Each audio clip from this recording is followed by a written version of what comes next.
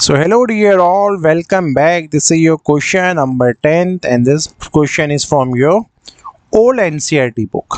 ठीक है, तो ओल्ड एनसीईआरटी बुक का एक क्वेश्चन है। तो यहाँ पे आपको फाइंड करना है सेंटर ऑफ अ सर्कल, और ये जो सर्कल है ये 6 6 -6 3 -7 3 3 इन सारे पॉइंट से पास होके जा रहा है। तो ये है क्वेश्चन बेटा आपका।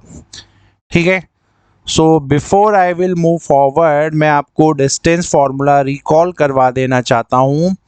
तो ये डिस्टेंस फार्मूला आप ऑलरेडी पढ़ चुके हैं। ठीक है, सो अब यहाँ पे क्या हो रहा है, लेट्स से ये एक सर्कल अगर मैंने ड्रॉ किया, ठीक है, तो यहाँ पे होना क्या है, ये आपका सेंटर है।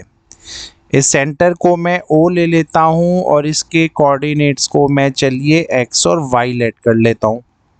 ठीक है, अब आपका ये जो सर्कल है 3 पॉइंट से पास हो रहा है। Let's say this is your point number 1, जिसको मैं 6 और -6 ले लेता हूँ। This is your point number B, जिसको मैं 3 और -7 ले लेता हूँ।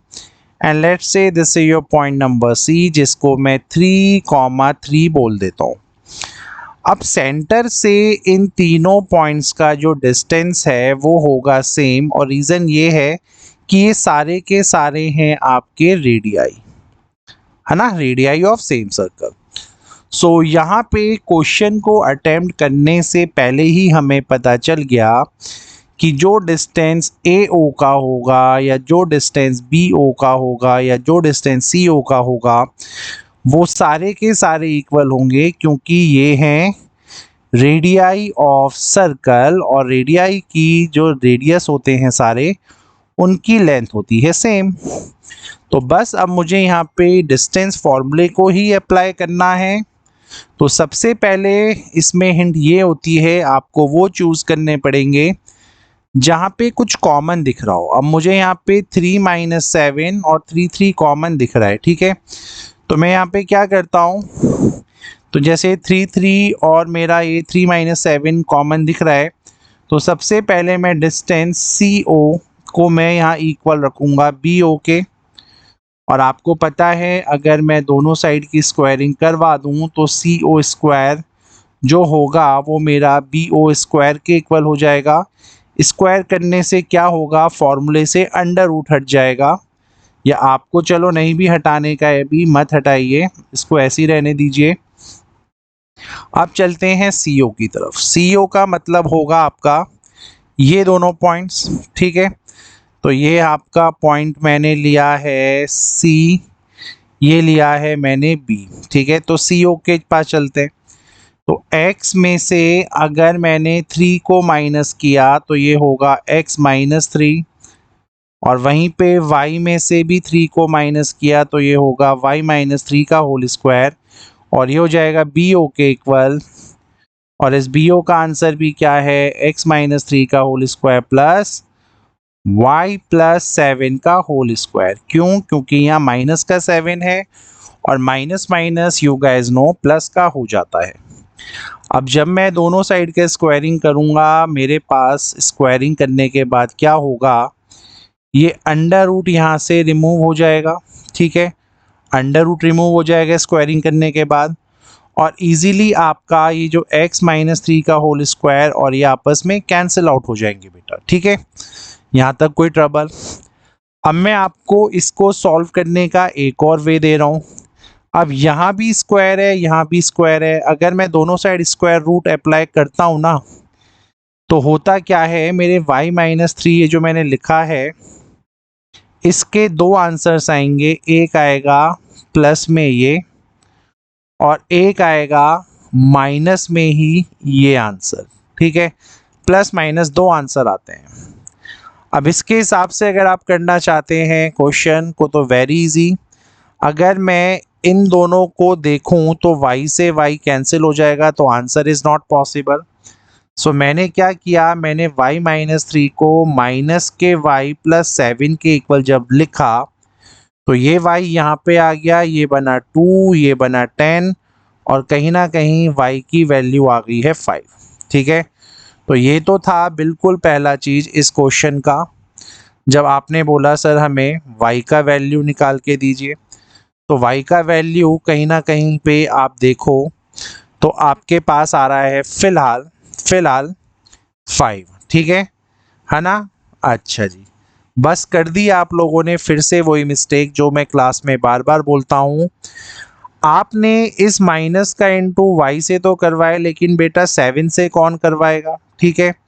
तो आपको कैलकुलेशन को प्लीज़ थोड़ा सा ढंग से करना है, बिल्कुल वैसे नहीं जो अप्रोच क्लास में था। तो इस माइनस का इंटू दोनों जगह जब होगा तो ये -7 हो जाएगा, ये बनेगा आपका 2y, फिर अब ये बन जाएगा माइनस का 4, और with this way your y is equals to minus का 2। Got it. So this is one of the ways. मैं आपको फिर समझा देता हूं, अगर a स्क्वायर कल के दिन b स्क्वायर के इक्वल होता है तो a का वैल्यू प्लस माइनस b के इक्वल आता है। ये लॉजिक भी आपको पता होना चाहिए, और मैंने इसी लॉजिक के अकॉर्डिंगली इसको किया है solve. Got it. So y -2 आ गया। अब nothing I have to do, I can put this value anywhere तो मतलब एनीवेयर। Got it. अब मैं क्या करता हूँ, अब कोई दूसरा कोई चैलेंज नहीं है तो मैं AOC को इक्वल ले लेता हूँ इस बार। तो अगर मैं AO और CO को इक्वल लिखूं, ठीक है, तो A हो जाएगा आपका x -6 का होल स्क्वायर, ये हो जाएगा आपका y -6 है, माइनस माइनस प्लस 6 का होल स्क्वायर हो जाएगा, और ये जो आपका CO है ये आपको पता है x -3 का होल स्क्वायर है, और y -3 का भी होल स्क्वायर ही है। अंडर रूट था, दोनों साइड स्क्वायरिंग करेंगे आप लोग तो अंडर रूट रिमूव हो जाएगा बेटा, ठीक है। क्वेश्चन बहुत इजी है। एक y की जगह अगर मैंने यहाँ -2 रख दिया तो ये हो गया -2 + 6 यानी 4। तो यहाँ से x -6 का जो होल स्क्वायर होगा उसके साथ आ जाएगा ये 4, और 4 का स्क्वायर हो गया 16। यहाँ तक कोई ट्रबल नहीं होना चाहिए। यहाँ पे भी अगर मैंने y को -2 लिखा, -3 ऑलरेडी था यानी माइनस का 5, और माइनस का जो स्क्वायर होगा -5 का वो मिलेगा 25, और यहाँ पे आपको ऑलरेडी कौन लिखा हुआ है x -3 का होल स्क्वायर, कोई टेंशन नहीं होगा। अब दोनों जगह if I will open the formula and do simple addition, तो ये हुआ x स्क्वायर प्लस 36 माइनस का 12x प्लस का 16 is equals to x square plus का 9 माइनस का 6x प्लस का 25। कोई चैलेंज नहीं, x स्क्वायर से x स्क्वायर गया 36, और ये होता है 52। दिस इज माइनस का 12x, ये है आपका 9 + 25 is your 34, and this is your 6x, ठीक है। इसको अगर मैं यहाँ स्विच कर दूँ तो ये माइनस का 34 हो जाएगा, और 54 में से 34 जाएगा तो 18 बचेगा। यहाँ तक भी कोई ट्रबल नहीं होना चाहिए। माइनस का 12 यहाँ जाएगा तो वो प्लस का 12 हो जाएगा, और 12 में से 6 जाएगा तो क्या बचेगा, 6x ही बचेगा, और यहाँ से x की वैल्यू आ जाएगी 3।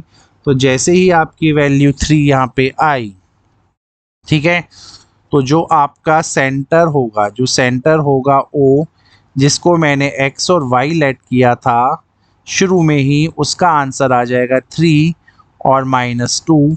So with this way your this question is also done. Hopefully समझ में आ गया होगा, थोड़ा सा लेंथी था। Thank you.